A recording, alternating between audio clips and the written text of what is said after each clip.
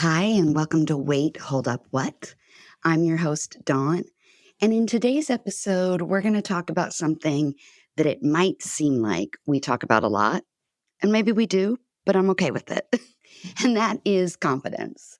My guest today is named Karen Laos. She's a communication expert and, get this, a confidence cultivator. I freaking love that title, right? It's so interesting. She is on a mission to eradicate self-doubt in 10 million women by giving them simple strategies to ask for what they want in the boardroom and beyond. What a concept, right? I met Karen kind of by happenstance, and there was this instant connection of, oh, I think we're trying to do some of the same things. And in the few times that I've met with her, I have learned something, I have been inspired, and I have been pushed forward to continue the work that I'm doing. And what better compliment can you give somebody than that? Someone who makes you believe in yourself and want to continue doing good work and making the world a better place. And so I would like to introduce you to my new friend, Karen Laos, in this episode of Wait, Hold Up, What? We are sponsored by, can a bra help change the trajectory of a girl's life? Did you know that nationally only 20% of girls engage in at least 60 minutes of daily physical activity, a lower rate than boys? Or that girls' participation in sports drops off significantly from the ages of 10 to 17? Wait, hold up, what? Yeah. Some of the barriers that contribute to this include lack of financial means, lack of role models, dropping body confidence, and concerns about body changes, including breast development and the need for a sports bra. The simple intervention of a sports bra, along with the normalization of body development, can change the trajectory of a girl's relationship with body movement for her whole life. You heard that right, her whole life. Every girl deserves to feel comfortable and confident in her own body. And that's why Bras for Girls partners with more than 25 athletic brands and donors just like you to distribute new, high-quality sports bras and breast development booklets to girls in need, ranging from the age of 8 to 18. Let's get girls in well-fitting sports bras right when they need them the most. Girls plus sports equals a beautiful world. You can donate to Bras for Girls today at brasforgirls.org. And as a side note, Eliminate Girl Hate has partnered with brasforgirls.org and will be donating a proceed of all merchandise sales to helping girls get in the bras that they need and keep them in sports. You can help by shopping the Eliminate Girl Hate store today. How many times have you heard the words workplace and culture used together and found yourself rolling your eyes at the thought? Believe me, I'm with you. I'll be honest, as I record this, I just rolled my eyes. That's because the word culture has become homogenized in such a way that they actually had us believing ping pong tables and pizza were symbolic of a good place to work. COVID changed that. Remote work was a success in the eyes of many, and as such, our ideas of what constitutes a good workplace culture have changed, and it boils down to one crucial element: equity. Now, don't you roll your eyes again on me. It's true. The expectation of employees is that they have a work environment and culture that works for them, regardless of who they are. No more cookie cutter swag and Pizza Hut deliveries, mandatory after hours, happy hours, and all of the other things they do to make us feel like we're a family. This is especially true for women. Remote work gave many more hours in the day, the flexibility to feel more productive and present, and a choice in how and what style of work is best for who they are and what they do. This is at the core of what equity means, because the old way was made for one group of people. And this is where Eliminate Girl Hate comes in. We help create safe and equitable spaces for girls and women, and we help the companies that employ them be more profitable in the process. Not rolling your eyes anymore, are you? Check us out at eliminategirlhate.com. Use code WAITHOLDUPWHAT in your contact form for a free consultation call and see how we can help you and your business. We are sponsored by Epiphany Recording Studio. Creativity needs to flow freely if you want to reach that aha moment that we're all looking for. At Epiphany Recording Studio, their goal is to create space that takes full advantage of those moments. From podcast and video production to music creation, you get the support you need to create compelling stories with a competitive sound. Your ideas can flow freely because they partner with you free of judgment, ready to be vulnerable, do the work, and make your projects look and sound their best. So let Epiphany Recording Studio help you reach your artistic vision by visiting them today at epiphanyrecordingstudio.com. Tell them Dawn sent you. Have you ever dreamed of writing a book? I know I have. Or maybe, also like me, you've started a manuscript. Maybe you've started 10 and you've just never finished it, or never let anybody else read it, or never thought you could publish it. Wherever you are in the process, Jim Woods would like to help. Jim's a writer just like you, but he's also a coach who loves helping writers bring their books into the world and make them a reality. If you are like me, sometimes you need that push, a supportive but demanding cohort along the way to put your stories out into the world and keep you on track. Jim Woods is that cohort. Visit jimwoodswrites.com and click the Let's Chat button. Mention our podcast for a free clarity call and get your story out into the world because we need it. And now, wait, hold up. What? A podcast from the women at Eliminate Girl Hate. Hi, welcome. I can't wait for everybody to meet my guest today. I assume I'm saying the name correctly, but I believe it is Karen Laos. Is that correct? Yes, like Okay. house or the Yes. country. That's what I assumed, like the country. Karen Laos has so many kind of, titles or expletives that come after her name. And by expletives, I don't mean curse words, right? I just mean descriptors and things. And so in effort for me not to get those incorrect, first, I want to say hi and welcome to the podcast. Thank you, Dawn. Yes. And second, tell us a little bit about yourself, who you are, what you do, and we'll kind of go from there. Well, I like to start with where I was, and it's not a proud moment of mine, where I was tongue-tied in a boardroom a few years ago, not that long ago, to be honest. And I was in a company doing talks on stages all over the place, big name brands, and yet in front of certain people at times, in that particular case, across the table from my peers, I couldn't get the words out. And my boss actually had to shut down the meeting, pulled me aside. And first of all, I was completely mortified, pulled me aside. And she goes, Karen, once again, you didn't trust your gut. And I was so shocked. She just said, you could have just said, let's table the meeting, just like I did. And that was the moment I went, what? Then it made me mad at myself. Why didn't I do that? Why was I looking to her for permission? And why was I so intimidated? And through lots of therapy and personal growth work later, I realized two things. Number one, she was the archetype of my dad and did not feel comfortable pushing back with my dad. And secondly, I was I was not in agreement with what she had suggested that I present. And I was taught as a kid, you don't question your boss. So I bring that up because it's so interesting, isn't it? Just how we can be such, how we are all just so complex. That's the point I want to make. We're complex beings. I grew up with a dad who said, ask for what you want. He used to take me to flea markets when I was 6 years old and encourage me to go around to the booths and never pay full price. So I was always hearing his voice in my head, which is why I've in part been successful on the outset related to my corporate career, feeling very confident in my abilities. In fact, more overconfident a lot of times. I'm more of that man that raises his hand. If I don't need to have all the qualifications, I'll just go for it. But then the model of my mom, which was simply you do what the man tells you, you submit, and you don't have a voice. Now, she never actually said those things. Of course. But she modeled that in the home. And yet she was a powerhouse in the community, which is so interesting to me. So maybe somehow I felt that it was okay to be that powerhouse on the outside, but then there were certain situations where I couldn't speak up.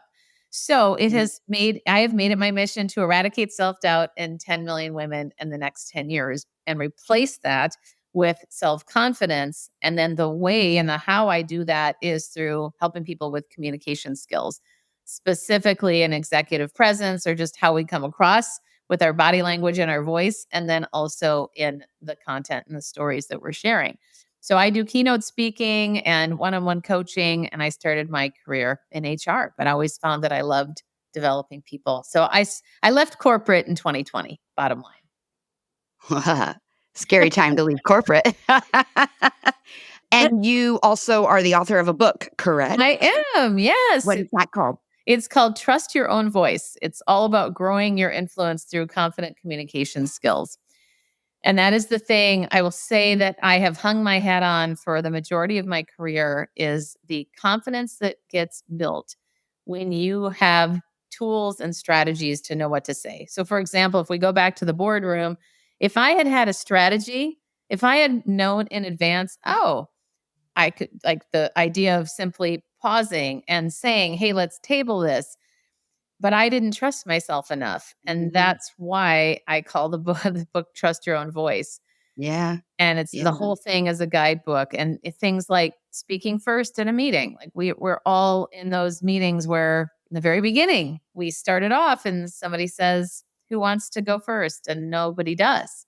yeah, So I always yeah. tell people, "Start first. You be the one, then you won't have to worry about, oh, I wish I had said something," or, "Oh, somebody already said what I wanted to say." And then we have all this Yes. anxiety and It's so interesting because as you kind of give that intro, I'm super glad that the podcast is not a visual medium. Yes, we post some of these videos on social media and stuff like that, but my face doesn't tell such a story even when I'm listening, right? So sometimes I have to be like, "Oh, what face did I make?" But as you were talking, there's so much that I relate to that. And I think also other women. So I kind of want to, and I say this so frequently, I kind of want to back it up. So the first element of that is that I got was this concept of triggers. And oftentimes we do not understand or know our triggers, and we can't figure out why something upsets us, why something causes fear in us, anxiety, all of those things, right? Because we haven't really understood what it's triggering in us. And so when you were saying, like, it went back to my dad, I had a very similar, or I just had a moment where I was like, oh, I feel that connection yeah, because a lot of what gets in the way of confidence, which is ideally what we're talking about here, right? Is the narratives we tell ourselves that are formed from how we were raised. They are formed from the traumas that have occurred throughout our lives, and oftentimes the compounding of trauma. yes, So, maybe, and I'm not saying this is your situation, but maybe you had an overbearing parent that was verbally abusive, maybe, or verbally aggressive. And then you start dating and you end up dating men that are like that. And so it compounds this reaction to that. And then something happens in work where a male colleague raises or elevates their voice in a way that triggers those memories yeah, and you respond in the workplace and nobody else knows why. And maybe even you don't cognit what is the word I'm thinking of? Uh, like on the surface, you don't know either, right? yeah, But those are the triggers. And so I think that's one thing of understanding mm, and dispelling the myth that you have to have this crazy capital T trauma life to have a trigger. mm, We all have triggers, right? yeah, Especially when it comes to our self confidence. yes, for sure. So that's kind of one area that I was like, oh, yes, I have had that. I can think of the experiences and what it did. And so understanding our triggers, I would imagine, becomes one part of building up this muscle of confidence. Is that Yeah, true? absolutely. I mean, and I one of the other things that I speak on sometimes is emotional intelligence.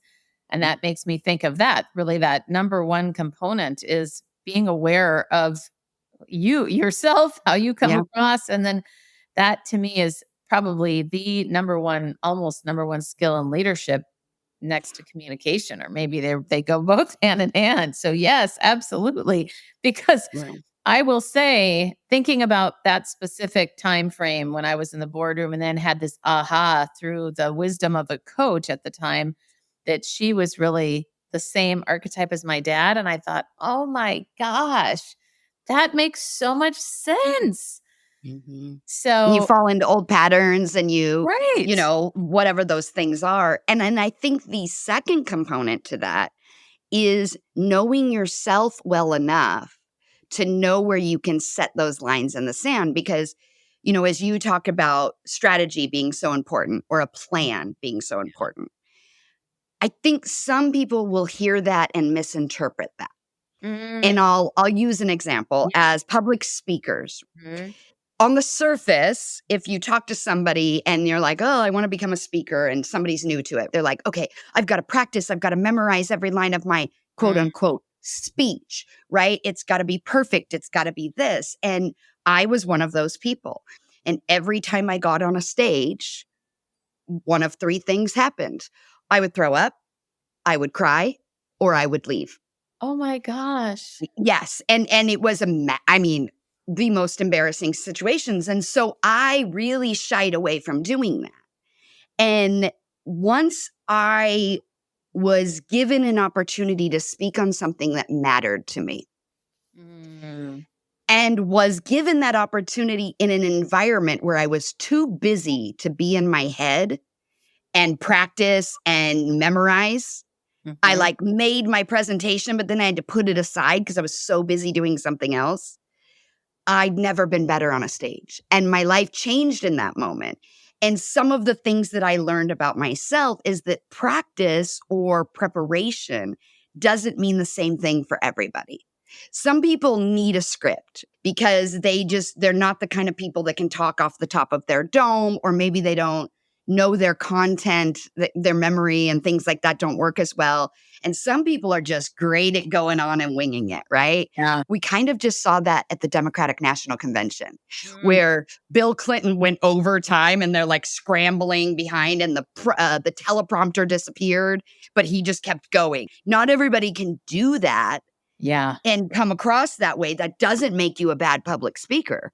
Mhm. There are just different types, Yeah, right? for And sure. so this concept that you have in your book about trusting yourself, it's also about knowing yourself enough to be able to trust that and say, that might work for you, but that doesn't work for me. Here's what works for me. And developing the tools and strategies that work for you.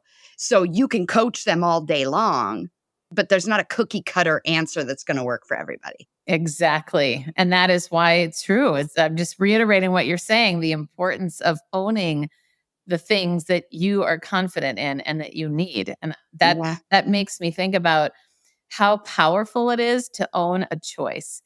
And I think Mm. about this for myself related to even just coming from like most women, accommodate background where you accommodate everybody else. You don't even look at your own needs. You look at everybody else. What do they need? How can I make them more comfortable?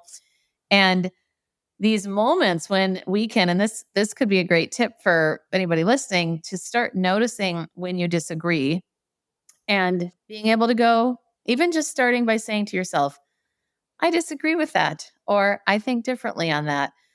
And owning that choice can be so powerful rather than thinking, oh, that person knows better than me. Oh, oftentimes it's a he, like he must know better than me.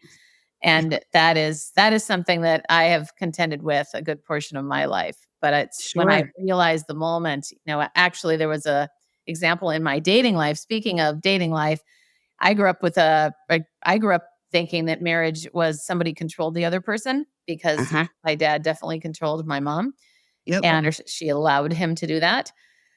And so I made a decision I was never going to let a man control me. So I ended up dating passive men that I knew I could control because I was trying to keep myself in the spirit of keeping yourself safe. I did not want to have that dynamic. Yeah. And there was a time when there was a guy that I was really into, but wasn't sure. It was a lot of years of back and forth between us. And I was on the phone with my therapist. And I remember him saying, well, Karen, what do you want related to, like, do you want to be with him? Do you not? And I said, well, I don't know what Chris wants yet. Mm. And he goes, "What? What do you want?" And that was one of those moments. This was a long time ago now. I'm now married to that guy. But I remember thinking, oh my gosh, I really do want to be with him. But I Yeah. grew up with, well, the man decides for you. Well, and there's a little bit of, I think historically, this idea of someone's gotta win and someone's gotta lose in every relationship Yeah. or dynamic between people, right? That there can't just be harmony. Yeah.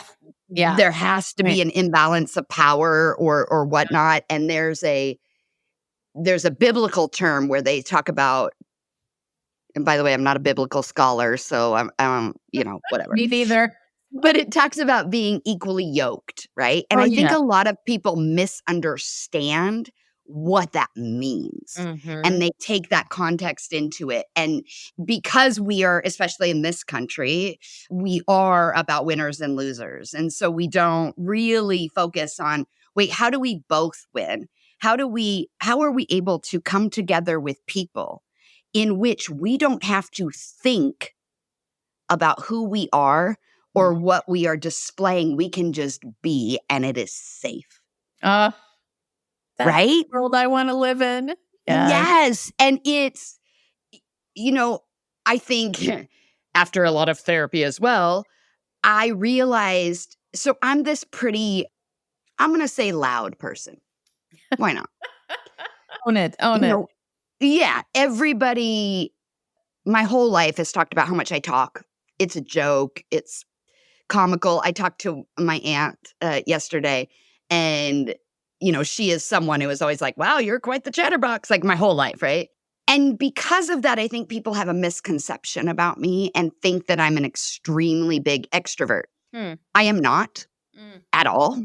I'm way more shy than people think that I am.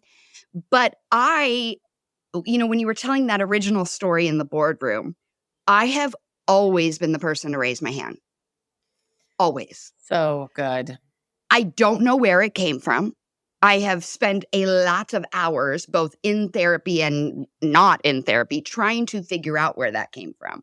Because it wasn't the guy, I wasn't told, be strong, go out there and use your voice. That wasn't what my directive was. Mm-hmm. But it was. I very much was a raise my hand, whether it was in school, whether it was in corporate.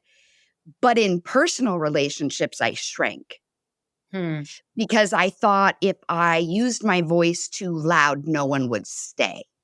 Mm. And so work was very much a safety place for me because I could do that and I could use my voice, but my voice was always being used in service of other people, never myself, right? Wow. Yeah. And I think that's very common amongst women. I think it's easy for us to come in and be a mama bear or a bulldog and say, I'm going to fight for you, Karen. Mm-hmm. And then when it comes our turn, be like, oh, no, I can't do that. Oh, someone might not like me, right? Mm-hmm. And so how do you see that in your work with confidence? How do you see those types of dynamics, whether it's like an external version of confidence versus an internal version? Yeah, I mean that is tough because you don't always know what's going on Mm-mm. internally until someone shares that. Just Yeah. like I would never have known that about you. And that, in fact, is an interesting segue related to my career shift because we're leaving the corporate world. Because I remember when I was in corporate, a big part of my role was helping people with presentations. And so we'd watch the video, we'd look at it. And so I remember then every once in a while, somebody would say something about, I remember this one guy actually said, boy, he was not very confident. He goes, it really does all come back to our childhoods, doesn't it? And I said, oh my gosh, you're so right. But I couldn't speak with him much about that because I'm in this corporate environment. Anyway, I had Yeah. limitations. And I Yeah. remember when one of the reasons, well, not the whole reason, but one of the reasons I left is that I know I can coach anybody to be a good public speaker or presenter, but I want the inside to align with the outside. Mm-hmm.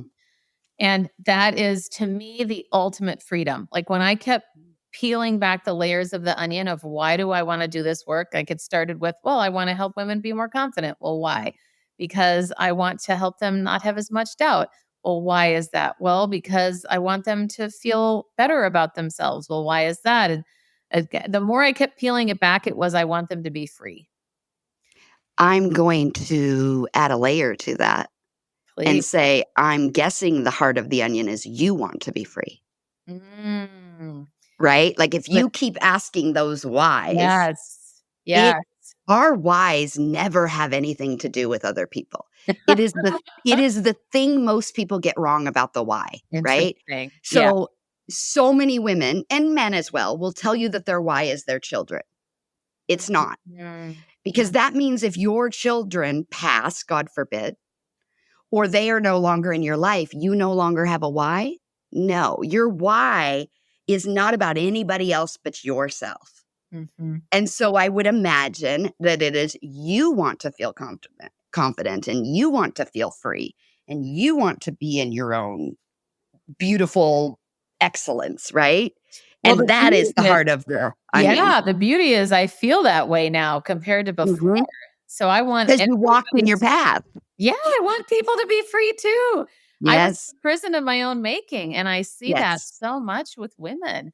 Yep, And it's so I'd say 100% why I do this work. It is I gosh, do yeah. not want other women to experience what I did, personally or professionally. Yeah. Yep. So, I'm working on myself and I'm healing and I'm doing all those things, right? And how can I Yeah. use that to be a conduit to help other people avoid those pitfalls or make their own mark and go in there confidently? And that's why your work is so compelling to me Mm. because you have such a clear goal. Mhm. Eradicating self-doubt in 10 million women in 10 years, like, no notes. That's such a perfect goal. It's wonderful. And so, do you think self-doubt in yourself has been eradicated yet? Boy, here's the thing. I liken it to I think it's Del Monte Foods who said we want their goal is no accidents. And the truth is you're never going to have no accidents. You're never going Yes. to totally eradicate self-doubt. I would never stand here or anywhere and say I've eradicated it myself. You can too. The point here is having a mission that we're going for. And the point, when I say eradicate, what I mean is self doubt no longer paralyzes you. Mm. And you are not holding your true self back because you're worried about what people think of you, or you're doubting yourself, or you're afraid of being judged, or, all the things. You're doing all the people pleasing. To me, it's when you override that, that's where freedom comes.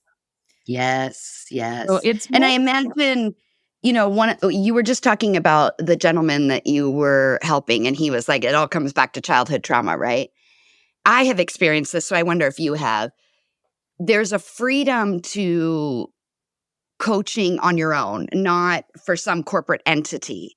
Because so much of corporate coaching, and I keep putting air quotes, nobody can see me, but even people that go out into the world and call themselves a coach, right? It's become a kind of a disgusting or dirty word.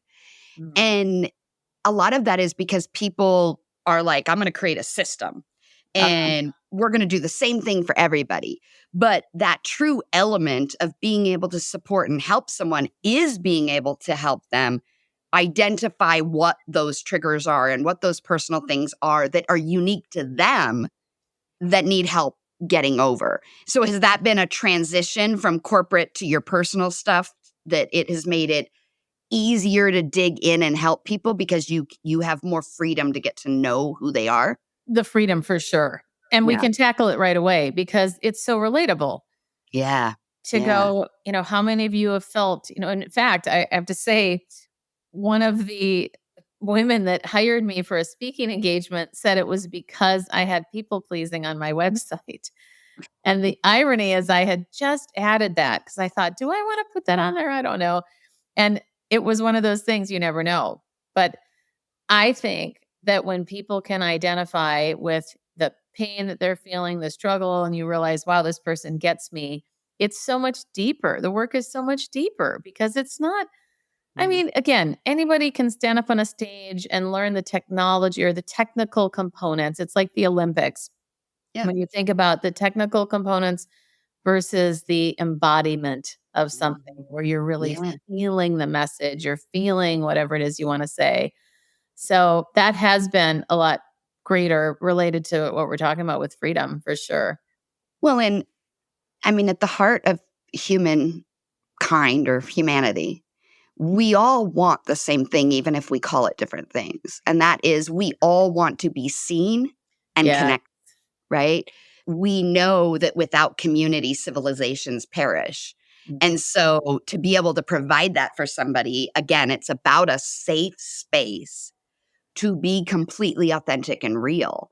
And so to provide that for somebody in the pursuit of them being able to do that more often, what wonderfully fulfilling work. Oh, yes. I Yeah. love that you use the word pursuit. Thank you. Yeah. Word. What has been, well, I'll ask it this way. So, you've been doing this work for a very long time, well before you went into business for yourself, Yes. right? So you've been training for this for a lifetime. But you get into, out of corporate culture, you start doing your own thing, you get clients, you're speaking. The first question I have is, what is the most common link between all of these people that are seeking you out that they are in search of? Well, confidence would be the common link in Okay. search of more confidence in Okay. themselves. And I'd say the most common problem is second guessing themselves. And what do they, so like someone comes to you and it's like, I want to be more confident, right? Yeah. And then for what reason? Is that what you're Yes. Yeah. Yes. Yeah. The most common problem, it's usually advancing your career, getting promoted or getting a raise, so something Okay. of that category. Or on the entrepreneurial level, it's often asking for the business. A Mm. huge part of what I do is help women ask for what they want. And I'm writing my next book, which is going to be on asking, and this is also another thing that has really been sobering for me. And I'm actually going through my own almost mini grieving process around this Sure. because I was so ready to write a guidebook for women on how to make the ask. But the more research Mm. I do by simply having conversations with women, the more I am struck by the reality that a lot of women say, I don't even know what I want. How do I get that? How do I figure that out? Yeah. Yeah. And that's And not really the book I wanted to write. right. But you know what? That's how the universe works.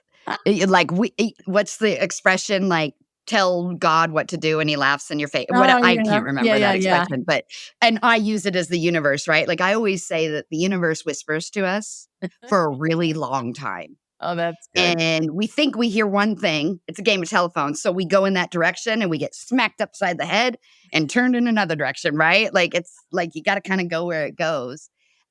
So I want to ask a question about the book, but I want to back up for one thing. So that is what most people come to, and that's why they're coming to you. What is the most surprising thing you have learned from the work that you weren't expecting? Honestly, it's what I just said when I think about it. It's Okay. the most surprising to me is how unclear people are about, well, let me rephrase it. It's really at a much greater depth than I would have expected, which makes me really sad, honestly. Like that makes me really sad because I didn't quite realize the depth of how much we have been culturally conditioned to accommodate everybody else and always look to others, not advocate for ourselves. And so, frankly, when I set out to eradicate self-doubt in 10 million women, it was more of a, oh, this would be a good idea. It was more of a, it just came to me, why not 10? Let's go for it. And I didn't even realize how bad it was, Yeah. frankly. Yeah. So this What makes it that bad? Like, is it fear? Is it a lack of focus? Like, what is it that makes people? I'm not asking you to like Yeah. clarify for the world, but as you have Well, seen, like what makes people not clear on what they want? I do think that a big part of it is how we've been socially conditioned, that we Okay. don't even know. Like in my early 40s, when I was doing a leadership group, I was a participant in this group called the Townsend Group, Townsend Program. And that was the first time that I realized I had needs, Mm. like legit, Put like more words on that. emotional needs. So I remember I was a little frustrated with a new person that I had met. And so we brought it up in what they called process group, where there were 8 of us sitting in a circle talking about various things. And I remember I said, I want to talk about what happened at dinner last night, where, this other person was very clingy to me physically. And I had just met her and I thought that was sort of strange. And I was thinking, kind of, well, doesn't everybody agree with me that that's weird? And the facilitator actually said, it was like this dagger in my heart that Mm. pissed me off at first, but then I realized he was right. He said, "You're repelled by her because she reminds you that you have needs and you hate that." And I'm like, "What?" I was taught also by my dad. Well, my mom was always doing everything for everybody. So, and every time she would make calls for her volunteer groups, her first words were, "Oh, I'm sorry to bother you," before she even said anything. And then you combine that with my dad just never wanting to be vulnerable, refused, Yeah. even when we applied for college, he refused to release his finances because he was too prideful to do that. He didn't want any financial aid. He didn't want anybody to know. Like everything was so much Yeah. about hiding any vulnerability so that you don't look weak. Yeah. And Yeah. that was my story. The more Yeah. that I do work with women, the more I see how ingrained it is that we're always thinking about other people first and almost feel guilty for asking for what we need. I don't have any kids, but I know people talk about mommy guilt all the time. Yeah. And just even thinking about guilt in general of whatever it might be, like we so tend to take too much responsibility and when we don't need to. And that's a question I think is a really good one for all of us to ask ourselves with, especially with situations where we're trying to make a decision. Is this something I'm responsible for? Or is this something somebody else is responsible for? Or Mhm. even what part is mine and what part is yours? For You asked sure. a minute ago about the surprising. I wanted to share something else that I'm realizing probably trumps all of that, although it's connected, is how many women in their 50s, late 40s, early 50s, in corporate senior leadership roles are still second guessing themselves a lot. And I Sure. remember one woman in particular, she goes, because I run this mastermind called the Powerhouse. And she said to all the women in the room, I feel like a 12-year-old girl when I am in front of my boss. Everybody else, I'm fine, but it's that. So sometimes it's these situations that are almost that power play, not even Mhm. needing to be a power play, but it's just we have roles for a reason. And yet it's amazing how we can internalize what, like you talked earlier about, like the story that we're telling ourselves. What Yeah. is the narrative that I'm telling myself about this person? And more often than not, the narrative is a lie. It's been bastardized by time. It's been bastardized by that compound trauma. And so we start to believe things that aren't true, but we make that untruth our story. So Mhm. it's how we describe ourselves, it's how we put ourselves out there like, Yeah. "Oh, I'm X, Y, and Z, and I can never move past that." And I think one of the beautiful things that's happening culturally with women is this newfound, and I don't know if it was lost or if it ever just never existed, but it's this newfound sense of seeing that the world has been held up by us Mm. and seeing that we have this power that intimidates and scares and frightens. And so there has been a power drawn back to us to put us in our place. Ah. And a lot of us are rebuking that. And I sometimes see it. I've said this a lot recently, where every generation wants better for their children than they had. That Mhm. is a human nature thing. I don't need to have kids to know that. I've heard every parent say that. It's on every show, it's on every book, whatever. And so I really think starting in the 70s ish, maybe it was a little earlier, but you start to see this conversation with girls that slightly changes. Now, there's still all of this, you've got to be a girl, and being a girl means this, right? But there's also like, honey, you can do whatever you want. And Mhm. even though maybe it wasn't fully believed, and there were not structures and processes and systems in place to actually make that happen, it was a slight change in the language. And so each generation since then, as women, has had a little bit more of a voice. Mhm. They challenge the system a little bit more outwardly, because historically, there's a lot of behind the scenes messing with the system by women, right? And we're Mhm. Yeah. finally getting to hear those stories. But with each generation, you raise these girls that say, no, that's not enough for me. And they challenge it. And then the generation before gets mad, Yeah. right? And we're like, wait a minute, we're just doing what you told us to do. You told me I could do whatever I wanted. You told me to go in there and not let anybody hurt me, right? And so I'm doing that and you're upset about it. And that is such a weird juxtaposition for me, not having children, to understand. And so I look at these women my age, I'm 48, right? So these women in the 40 to 60 range who Mhm. kind of grew up in the middle of that. And so we see our mothers and grandmothers who didn't have a lot of agency. But then we see these daughters and granddaughters who get to have so much agency, and it wakes up a tiger in us where we're like, "Ooh, I'm only 48. I got a lot of life to live. And can I live it for me? And like, what Yeah. does that look like? And what does that mean?"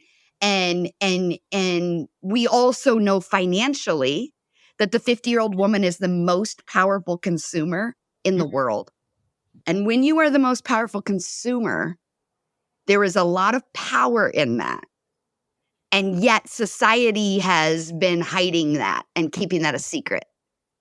But once you start to look at, oh, I have more economic power than I thought, economic power translates to change, whether we like that or not.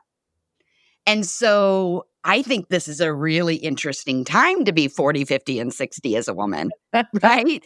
Yeah. And learn from younger girls Yeah. and learn from our mothers and grandmothers what they did that we didn't see when we were kids, Mhm. Mm. because we only saw the external.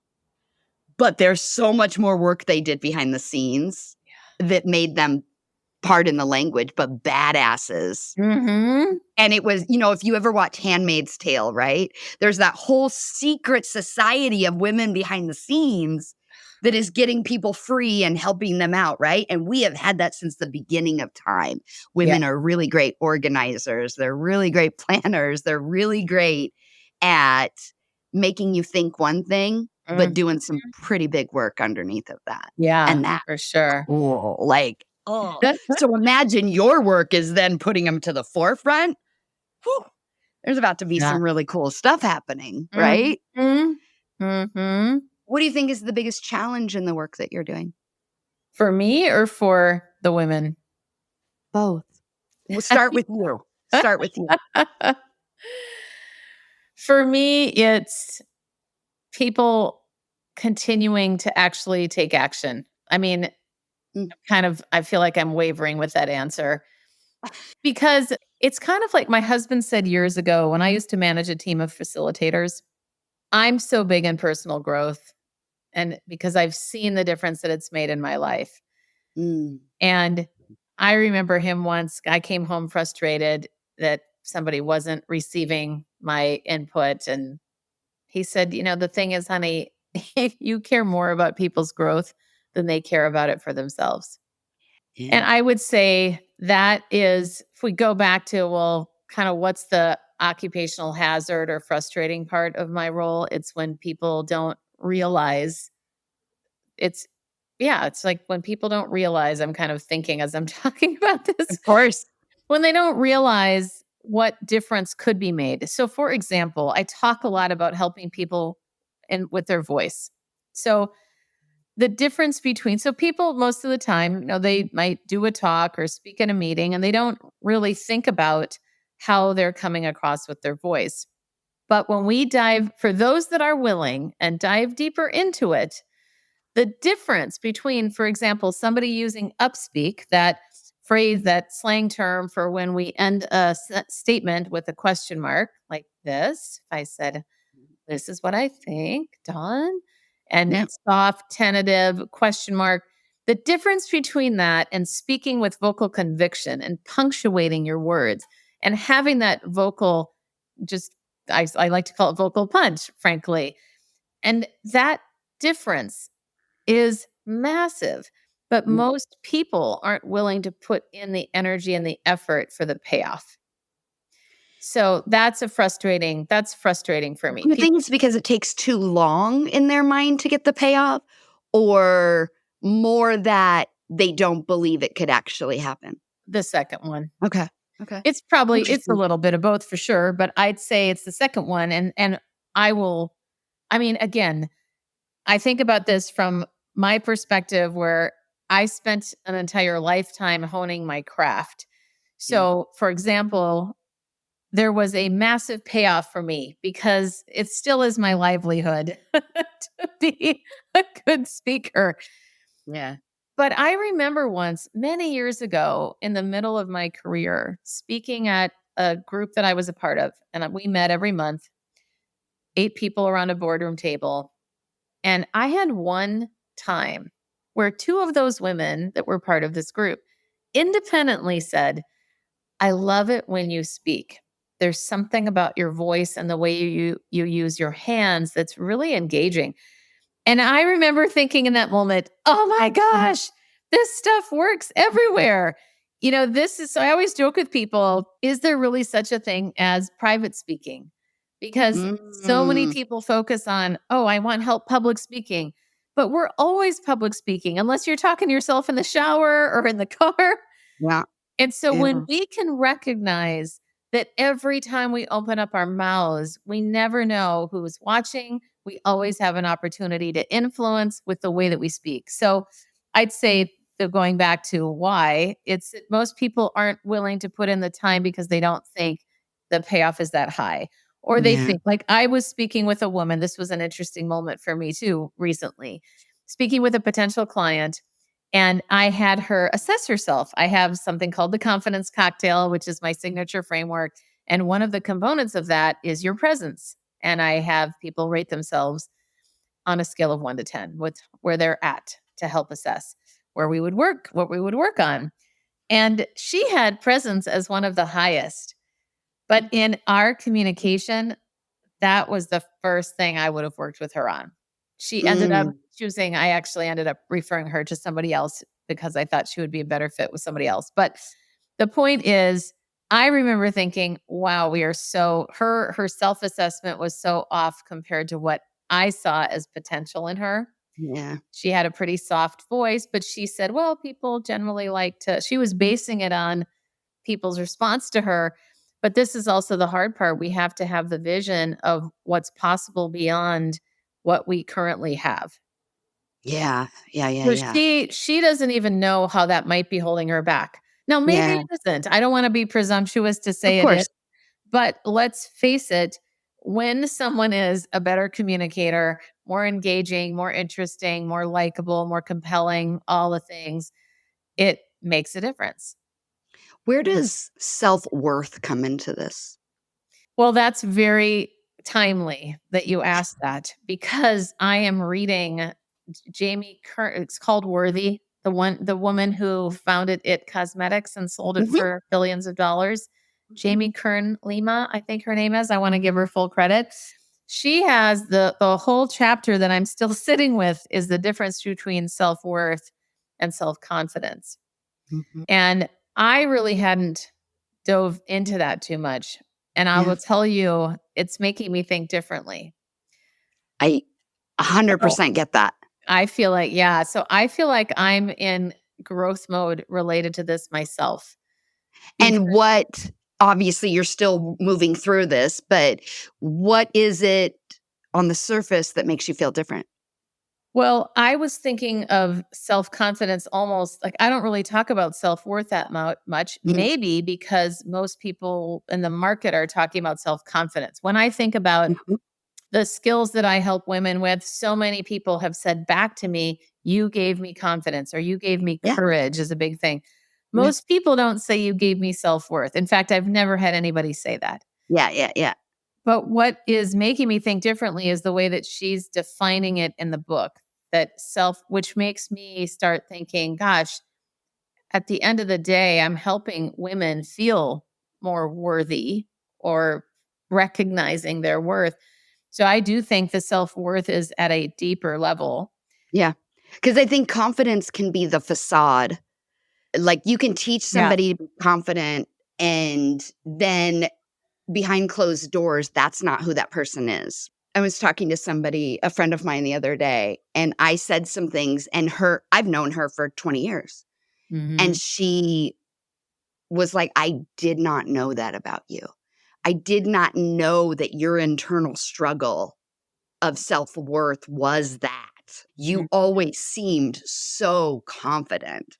And Right. I think a lot of people use confidence as another wall or another layer to separate themselves or to hide from the world.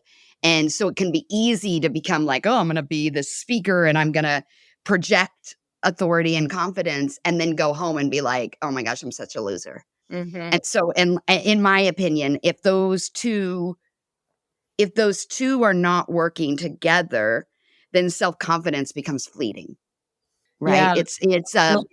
subjective. That's the word I would use. So Hmm. that's interesting that that's what you're exploring right now. Yeah, it really is. And then I feel pretty confident that confidence can still be very internal. Like when I think about, well, what do I want to hang my hat on as a brand or just in Mhm. general? I of course self-worth is a massive part of it. And then I Yeah. think, well, because the way she's defining it in the book, kind of similarly to what you said, is confidence on the like, yeah, like what's more outside. Mhm. But I feel like I want to create the argument that confidence can still be on the inside. It probably You know, can. and I think it's both, but Yeah. I don't know. It's what I'm I exploring just right now. I wonder if the challenge that you listed of people, like, not seeing the payoff or not Mhm, sticking around for the payoff, if mhm, that is related to the fact that if they're not going deeper to do that work to find the confidence, then that's where the payoff doesn't happen, right? They might have a good presentation or a mhm, good speech or something like that, but mhm. then if they go home, I've done this. I've gone in front of an audience and people will come up to you afterwards. Anytime you speak, you always have people come up to you. And there will be people who tell you really lovely things. Mhm. But I will go home and remember the one person whose arms stayed crossed the whole speech and had a Exactly. scowl on their face. Ex And I don't do this as much anymore, but previously I would go home and say, "That sucked. I did an awful job because I did not get that one person. And oh, I thought you had to win the whole room." oh gosh. And my journey has really changed in part because of something my sister-in-law said to me a few years ago. And I owned this business, but I had a quote unquote day job as well. And I felt like I was failing because I wasn't putting as much attention into this business. Mhm. And she said to me, "What do you want to do?" Hmm. And I'm paraphrasing because this was a while ago. And I was like, "What do you mean?" She's like, "If your goal is to lift up and empower women, it doesn't have to be on a stage.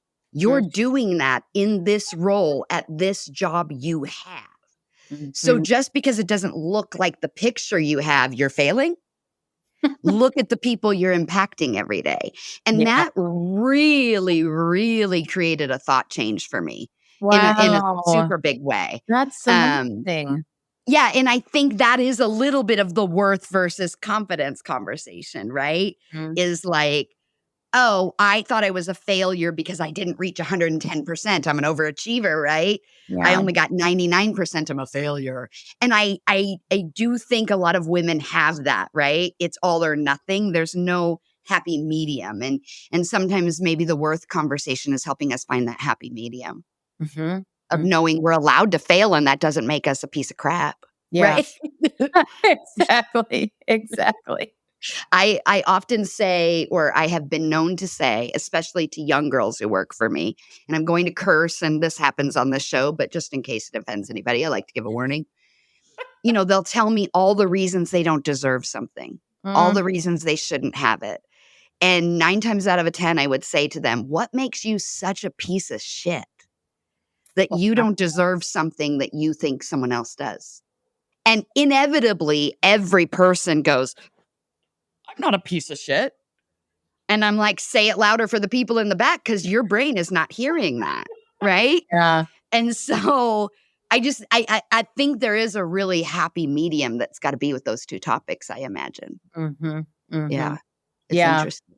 Yeah, so that's something. It's funny because I picked up the book a couple weeks ago, was really in the moment around it a couple weeks ago, and haven't thought too much about it since. Of So I'm course. glad that you brought it up because it does make me think, gosh, yeah. Anyway, Yeah. I feel And like ways to deepen the work, right? And yes, your exactly. brain's I And saw you writing as we're here, and I'm like, "Oh, she's just like me." I was like, "I can't lose that idea," right? That big magic. I love that. And so you exactly. said the hardest part for you. What do you think the hardest part is for your clients or for the women that you are working to impact? Well, it's very similar to what we've been talking about is the belief that they're going to shine in whatever the thing is. Like right now, I'm helping somebody with a keynote, big presentation. There's going to be a few hundred people in the audience. And the number one bigger, I'd say the biggest problem, if we go back to people that are doing more formal presentations, like a keynote or big presentation, is what do I want to say? What is the topic? Starting with the content. And yet, I always remind people of the study that Albert Moravian did back in 1967, and he wrote a book called Silent Messages of what holds the most weight. Is it your body language? Is it your Yeah. tone of voice? Or is it what people see of you visually? And if there's a conflict in the message. So, for example, Mhm. I know people can't see me right now, but if Yeah. I were to say, I'm so excited to be here, Right. can't wait. Are you feeling what? And then we'd only remember 7% of what the person said. And when you think about all of the time that we have spent in preparing our messages, that is really a bummer if we don't look at the presence, like the vocal, or I mean Yeah. the way that we're The whole coming. package. Yeah, exactly. Yeah. Yeah, yeah, So, yeah. anyway, I'm thinking about so the second part of that would be recognizing that how we say it is just as important as the what we're saying. And those need to gel so that that message can be heard and fully Of absorbed course. by somebody. So, I'd say that's more of a tactical thing, but then as I started talking about a moment ago, it's really about the belief in themselves of can I do this? And then that's why I love to help that's why I would say like action is so important and specifically getting people on camera where we can record them, see how it looks, see how they sound, all the things. And that gives them more confidence because then they know exactly what to work on. Because so many Mhm. people, if we go back to thinking about definitions of presence, so many people talk about charisma and gravitas. And I remember an executive vice president at Visa many years ago when we asked her, this team at my last company, around what presence is or executive presence specifically. And she paused for a good couple seconds and then she goes, I don't know, but I know it when I see it. And I remember thinking how unhelpful that was. Right. So I have to tell that example of we have to stop saying, well, you can still say those words, but if we say gravitas and charisma and whatever animated, we have to pair it with an actual behavior. And that's where I have really come to have a name for myself around confidence, that people will say, Karen, I love how you give us very practical tips of how to Yeah. do this, because it's Because not, ultimately, that's what people want, right? yeah. They want if you overcomplicate it, it's not gonna work, Yeah. right? And then I Yeah. remember this guy, the head of DEI at Yeah. Hormel Foods. I was doing a speaking engagement there a couple of years ago, and he said at the end, he gave me one of the best compliments I've ever gotten after a speaking engagement, because he said, so many speakers talk about confidence theoretically, but you made it really practical and actionable for us. And so thank you for that. And it was great that he was a guy that Yeah. was there saying that too, recognizing that. So So I'd say that's a big thing. Yeah. I have another question, and I kinda don't know how to word it, but Okay. as you're talking, the word that kept coming up for me was ambition. Mm, Do you think there is a correlation between ambition and confidence? sure. Okay. It's hard to know, well, which comes first, but I do Yeah. think that, I know, like, my sort of unprepped answer here is that I do think that we are naturally wired for ambition or not. Mm, I think you can be taught it, I suppose, but I think and obviously there are people that haven't been exposed. I mean, I think about, this isn't related to ambition, but this relates to my husband, when we first met, I thought, I can't date this guy. He's never been anywhere in the world. I had traveled all over the world, and I just thought, I was pretty judgy about that, thinking, he doesn't have any ambition or interest in traveling. But have come to realize that he was not exposed to it. So he didn't yeah. even know, based on his past and trauma, he didn't even think that that was a possibility for him. Yep. And then I Yeah. remember taking him to Europe, and we went to 5 different countries, and he was so excited. Oh my gosh. And I thought, this guy really does love it. So sometimes it is the actual Yeah. opportunity and environment. So I want to couch my answer by saying that, or qualify it. Yeah. But I do think that, for whatever reason, I think some women are more wired than others for ambition. And then it also depends. Like, I had somebody recently ask me, why do you want to reach that, kind of like the why, or why do you want Yeah. to reach this certain revenue goal? And she said, why isn't what you have enough right now?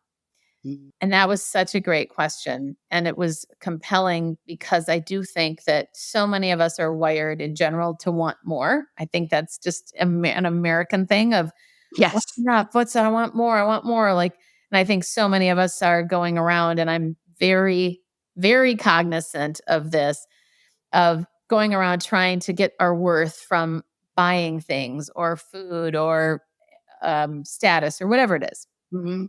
So when I started my business, I am very cognizant about keeping my ego in check. And I'm always asking myself, why do you want that? Like, why do Mhm. I want to be on that Chase Center stage in San Francisco in Yeah. 2030? And getting really clear that, okay, it's about the impact that I want to make. And Mhm. that's the same thing that I think about, well, on a regular basis, of why am I going for that? But going back to your original question, I do think that there is a correlation between ambition and confidence. Yeah. And I do think that when we have this drive internally to go for things, we are more willing to take action. We are also Yeah. more willing to fail. Now, Yeah. does it feel good? No. I think what I'm working on growth wise right now is working on disappointing people, Mm. recognizing that, I mean, we're always going to disappoint people, but sometimes when it's right in your face, like, you have to make a decision or you have to say no. I was so wired to always say yes and be the nice person. That is still something that I contend with, of, Yeah. okay, I've got to get past not feeling like I'm always having to be that person that everybody likes. I mean, I remember being in high school when somebody didn't say hi to me in the hallway. And I remember I had been walking with my boyfriend, and he goes, "Oh, wow." And my maiden name is Habiger. He goes, "Somebody doesn't like Karen Habiger. Oh my goodness, what are we going to do?"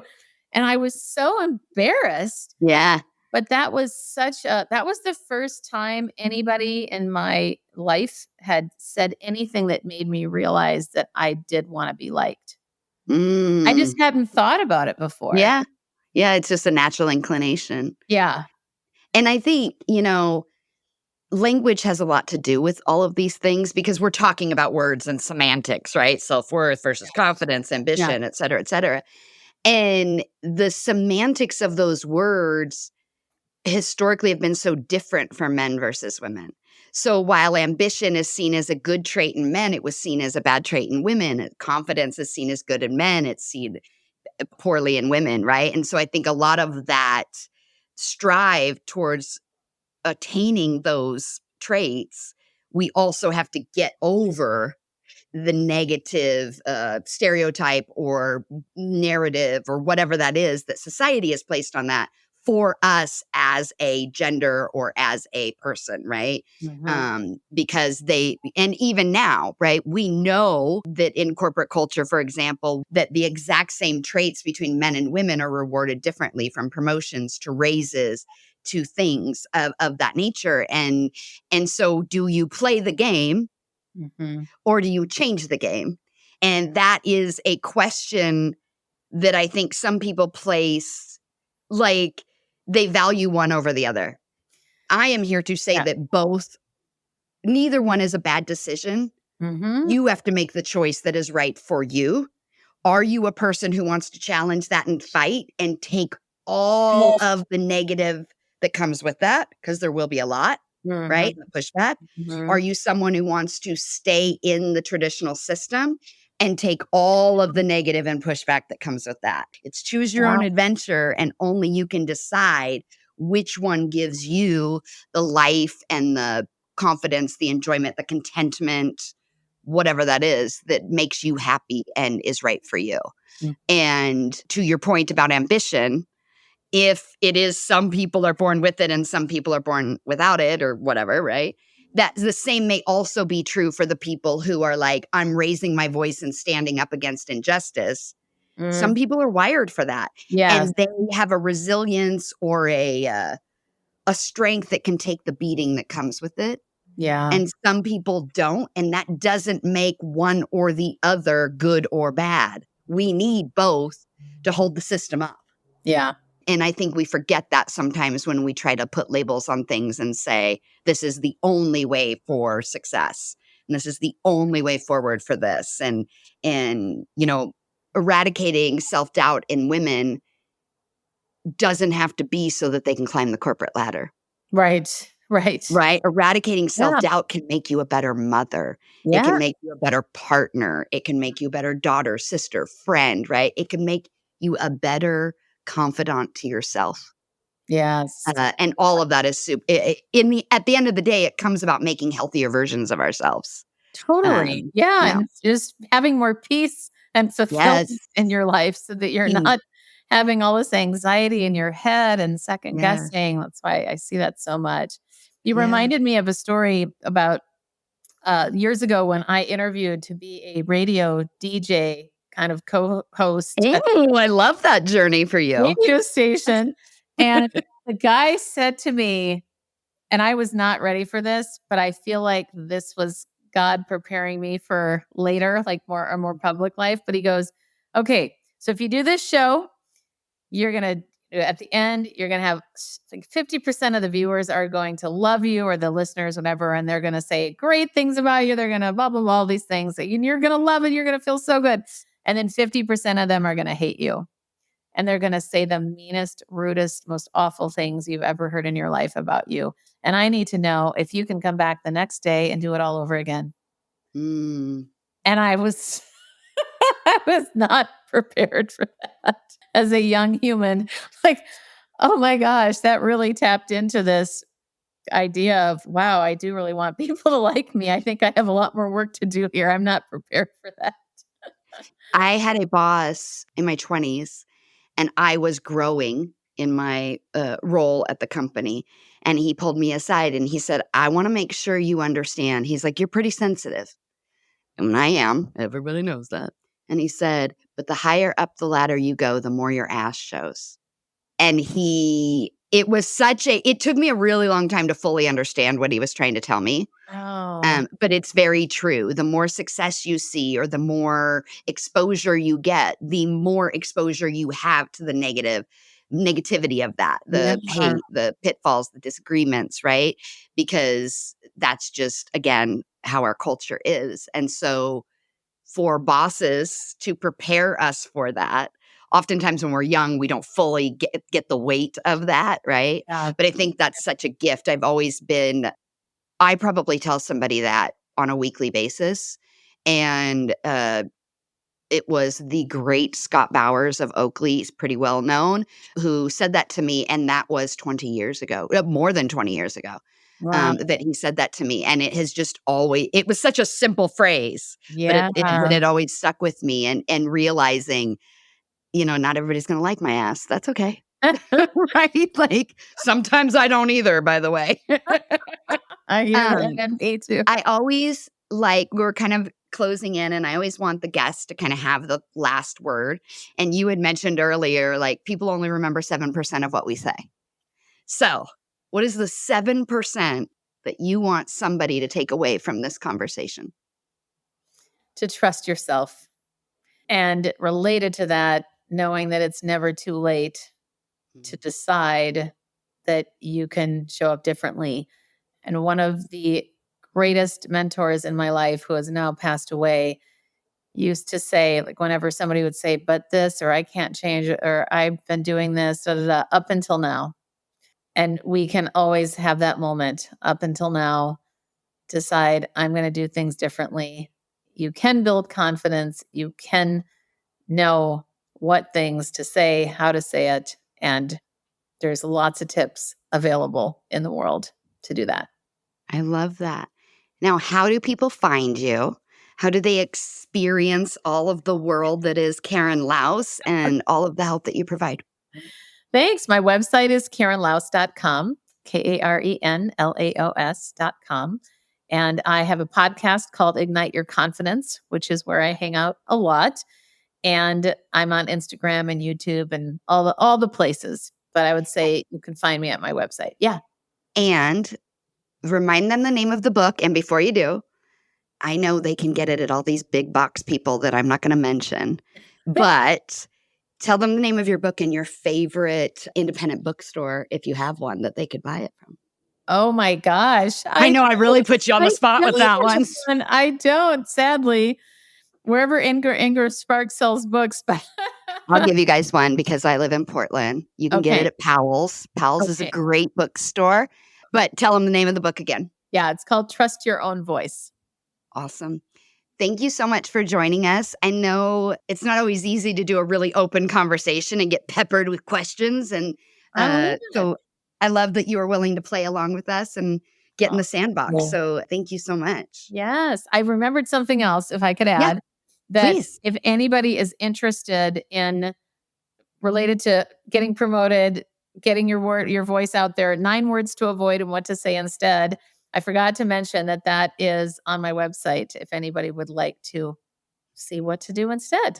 Awesome. I love that. KarenLaos.com. Thank you so much, and we will talk to you soon. Thanks, Dawn. What a fun way to end a really incredible 20 weeks. It is not lost on me how much content, how many podcasts, good Lord, that there are in the world for you to listen. And the fact that you have chosen to listen to this one is humbling, it's exciting, it's empowering, and I'm so grateful. When I chose to do this, I didn't know how or what, or if I believed that I could or I should, or that I was the right voice. And so that also is why I think this episode in really talking about confidence is such a powerful way to end season 1. The majority, and I may mess up this statistic, but it's 85 or 90% of all podcasts do not go beyond 3 episodes. We did 20 for season 1, and we are coming back for a season 2. And so thank you for making that possible, for believing in us, for supporting us, and we hope that you continue to do so. For this particular episode, I want to thank Karen for really bringing up so many interesting ideas and concepts and challenges for how we can think about the world around us, how we can think about the world for ourselves, and how to cultivate confidence in a way that is in service to ourselves first, and then the world and the community around us. I think that that is so phenomenal. So if you have the opportunity, please go out and get her book. It's called Trust Your Own Voice, Growing Your Influence Through Confident Communication. She also has a podcast that is highly ranked called Ignite Your Confidence, that is working to equip women to stop holding back and start taking their seat at the table. What wonderful places and types of positive content to put in your universe and kind of put in your queue. So we hope that you will do that. And then one final ask as we near the end of the season, and that is share, share, share. Please share episodes, share our show, share our website, eliminategirlhate.com, share our Instagram profiles, Eliminate Girl Hate and Wait, Hold Up, What?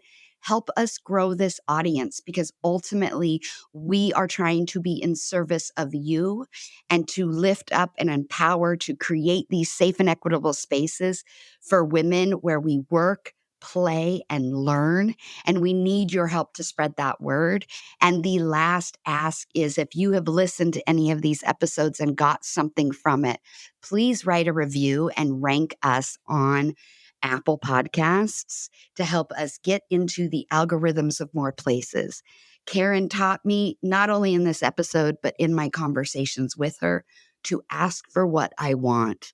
And that is what I want. I want to continue to do this work, and I cannot do it without the help of all of you, the best press and PR agents a person could possibly ask for. And so we appreciate all you have done for us so far. We appreciate all you will do for us in the future, and we cannot wait to speak to you again. Thank you. Much love. Have a wonderful day. Signing out from Wait, Hold Up, What? This is your host, and truly honored to be here, Dawn Hanks.